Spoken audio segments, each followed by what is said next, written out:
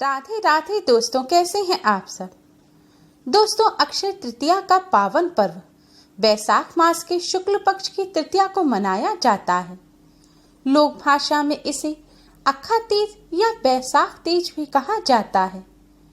त्रेता और सतयुग का आरंभ भी इसी तिथि को हुआ था, इसलिए इसे कृतयुगादि तृतीया भी कहा जाता है। भविष्य पुराण के अनुसार इस दिन स्नान, दान, जप, होम, स्वाध्याय, तर्पण आदि जो भी कर्म किए जाते हैं वे सब अक्षय हो जाते हैं। यह तिथि संपूर्ण पापों का नाश करने वाले एवं सभी सुखों को प्रदान करने वाली मानी गई है। इस तिथि की अधिष्ठात्री देवी मां पार्वती हैं। तृतीया तिथि को मां पार्वती जी ने अमोघ फल देने की सामर्थ्य का आशीर्वाद दिया था। उस आशीर्वाद के प्रभाव से इस तिथि को किया गया कोई भी कार्य निष्फल नहीं होता।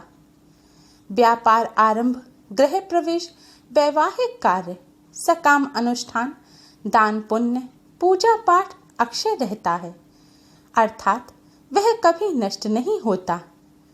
इसलिए इस दिन किए जाने वाले अनाचार, अत्याचार, दुराचार, धूर्तता आदि के कारण होने वाले पाप का कर्म फल भी इसी तरह अक्षुण रहता है। इसलिए शास्त्रों का मत है कि मनुष्य को इस दिन बहुत सावधानी से संयम नियम के साथ रहना चाहिए। यह भी कहा जाता है कि आज के दिन मनुष्य अपने स्वजनों द्वारा जाने अनजाने में किए गए अपराधों की सच्चे मन से ईश्वर से क्षमा प्रार्थना करे तो ईश्वर उसके अपराधों को भी क्षमा कर देते हैं और उसे सद्गुण प्रदान करते हैं।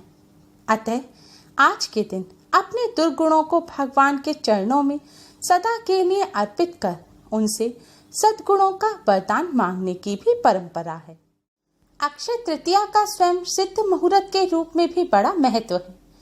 बिना पंचांग देखे भी इस दिन कोई भी शुभ मांगलिक कार्य जैसे विवाह, गृह प्रवेश, घर, भूखंड या वाहन आदि की खरीदारी से संबंधित कार्य किए जा सकते हैं।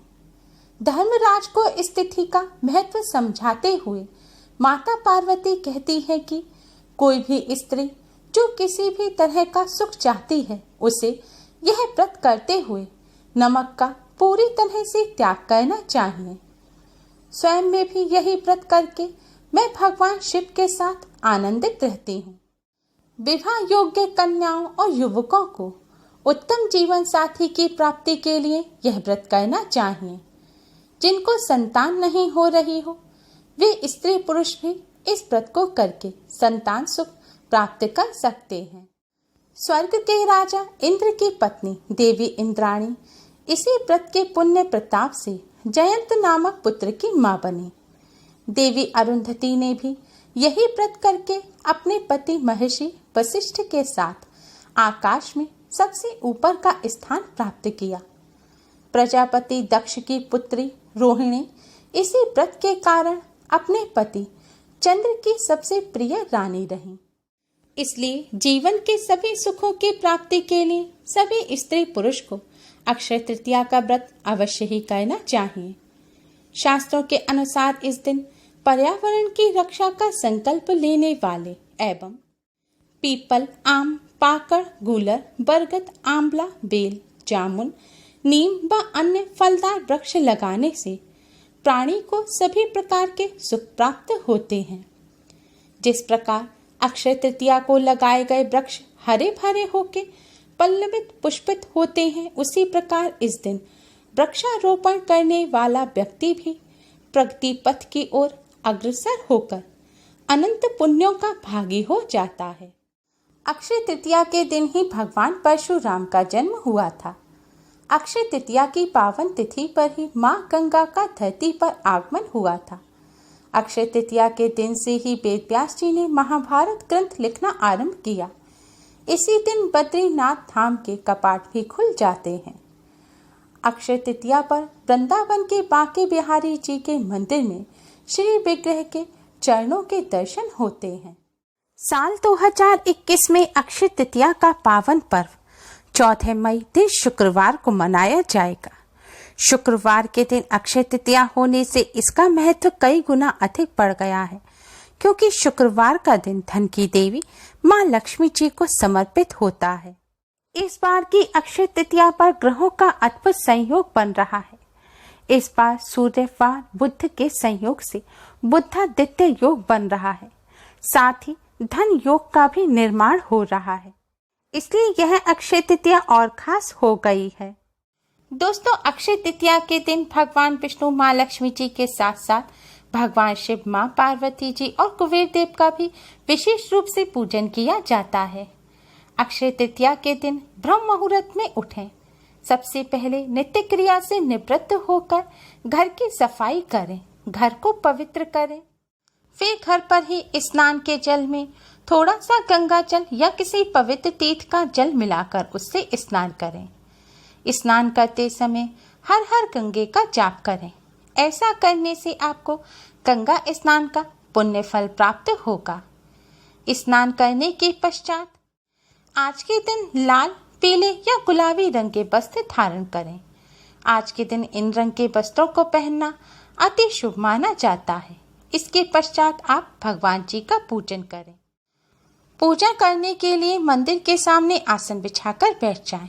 इसके बाद अपने दाहिने हाथ में शुद्ध जल लें और इस मंत्र का जाप करके इस मंत्र से आप संकल्प लें। मंत्र इस प्रकार है: ममाखिल पाप क्षय पूर्वक सकल शुभ फल प्राप्त, भगवत प्रीति कामन्या देवत्रय पूजन महम करिष्य। संकल्प लेने के पश्चात आप अपने मंदिर की सफाई करें। भगवान जी की जितनी भी तस्वीर हो सभी को आप साफ कपड़े से पोंछें और भगवान जी के जितने भी श्री विग्रह हैं आप उन्हें स्नान कराएं और स्वच्छ वस्त्र धारण कराएं। इसके पश्चात भगवान विष्णु जी या लड्डू गोपाल जी के श्री विग्रह को आप पंचामृत से स्नान कराएं। पंचामृत यानी कि दूध, दही, घी, शहद और शक्कर। पंचामृत से स्नान कराने के पश्चात आप शुद्ध जल से भगवान जी को स्नान कराएं। इसके बाद आप भगवान जी को पीले रंग के या फिर लाल, गुलाबी रंग के स्वच्छ वस्त्र पहनाएं और उनका श्रृंगार करें। अब सबसे पहले कुमकुम से भगवान श्री गणेश को तिलक करें। भगवान श्री गणेश को पुष्प अर्पित करें और फल मिष्ठान का भोग लगाएं। इसके पश्चात भगवान विष्णु जी को चंदन, केसर या फिर हल्दी से तिलक करें। भगवान शिव जी के भी तिलक करें। फिर आप माँ लक्ष्मी और माँ पार्वती जी के कुमकुम से तिलक करें। फिर आप भगवान जी को पुष्प अर्पित करें। अगर पुष्प ना हो तो आप इत्र अर्पित करें। भगवान जी के पोशाक पर इत्र लगाएं। आज के दिन भगवान लक्ष्मी नारायण जी की पूजा सफेद, पीले रंग के कमल या गुलाब के पुष्प से करनी चाहिए। इसके बाद आप भगवान जी को नैवेद्य अर्पित करें। नैवेद्य अर्पित करने से पहले आप भगवान जी के सामने एक शुद्ध घी का दिया जलाएं और एक सुगंधित धूप बत्ती जलाएं। इसके पश्चात नैवेद्य अर्पित करें। आज के दिन नैवेद्य में गेहूं, जौ या चने का सत्तू, मिश्री, नीम की कोपल, ककड़ी या और सभी प्रकार के मौसमी फल और चने की भीगी दाल अर्पित की जाती है। साथ ही भगवान जी को तुलसी दल अवश्य ही अर्पित करें। आज के दिन सोना खरीदना भी बहुत शुभ माना जाता है, लेकिन अगर आप सोना नहीं खरीद सकते तो आपके यहाँ सोना का कोई भी आभूषण हो तो आप उसे अच्छी तरह से पहले साबुन से धोकर साफ कर लें। फिर उसके ऊपर गंगा जल का छिड़काव करें। इसके बाद इस आभूषण को आप माँ लक्ष्मी जी के चरणों में रखें और इस आभूषण पर भी आप हल्दी और कुमकुम से तिलक करके पूजन करें। अब आप भगवान विष्णु, माँ लक्ष्मी जी के इस मंत्र का 108 बार जाप करें। मंत्र इस प्रकार है: ओम ह्रीं ह्रीं श्री लक्ष्मी वासुदेवाय नमः। ओम ह्रीं ह्रीं श्री लक्ष्मी वासुदेवाय नमः। मंत्र का जाप करने के पश्चात अब आप भगवान शिव, माँ पार्वती जी के इस मंत्र का 108 बार जाप करें। मंत्र इस प्रकार है: ओम उमा महेश्वराय नमः।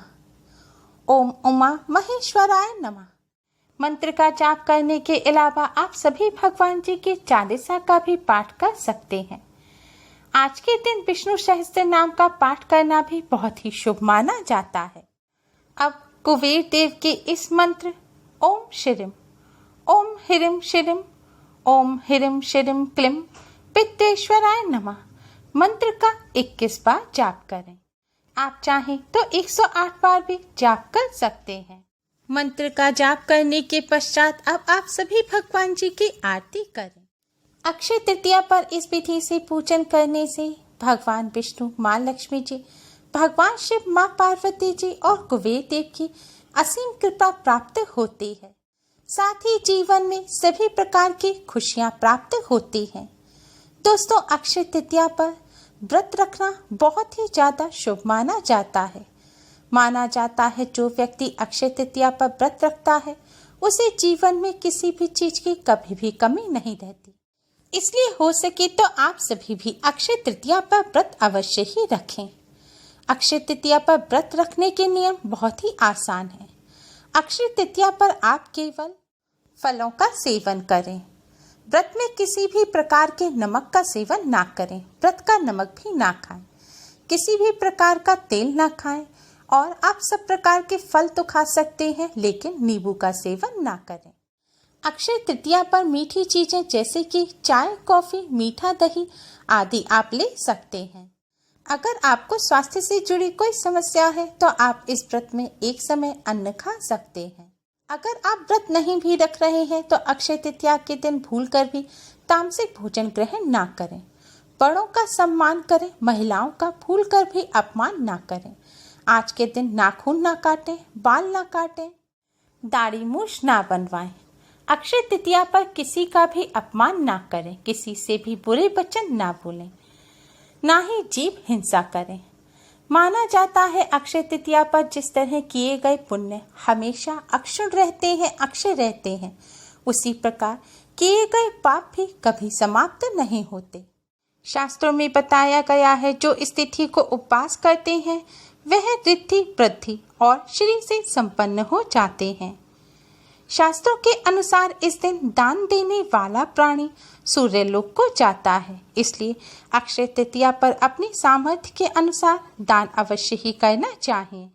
अक्षय तृतीया पर जौ, गेहूं या चने का सत्तू, खरबूज, मौसमी फल, अन्न, वस्त्र, पानी की मटकी, छाता आदि सभी चीजों का दान करना बहुत ही शुभ माना जाता है।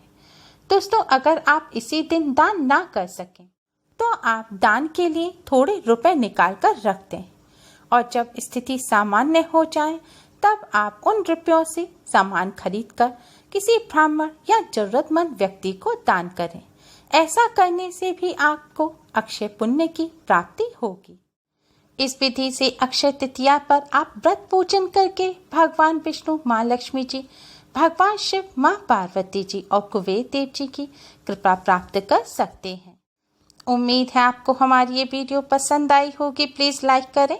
हमारी इस वीडियो को अपने फ्रेंड्स और रिश्तेदारों में ज़्यादा से ज़्यादा शेयर करें जिससे वह भी इसका लाभ उठा सकें। हमारी और भी वीडियोस के लिए हमारे चैनल को सब्सक्राइब करना ना भूलें। Thanks for watching. Radhe Radhe. घर पर रहिए, सुरक्षित रहिए और हमसे जुड़े रहिए।